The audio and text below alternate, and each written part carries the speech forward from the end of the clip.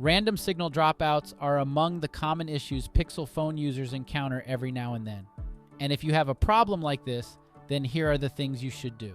First, toggle the airplane mode on and off. A common cause of this issue is when the Pixel cannot connect to the network, even when in an area with strong reception.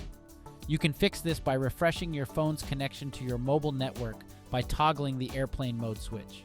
You can also perform a soft reset, as it can be just a minor software glitch. It will reboot the operating system of your Pixel phone and reload all of its services. To do that, press the volume up and the power key at the same time. When the power options show, tap Restart, then wait until your device has finished rebooting. If your phone continues to drop its signal even after this, then try to reset the mobile network services.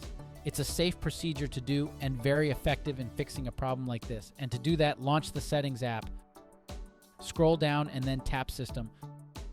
Scroll down again and tap Reset Options, then select Mobile Network Settings, then tap Reset Settings. If these steps don't work, you might want to check with your service provider for further assistance.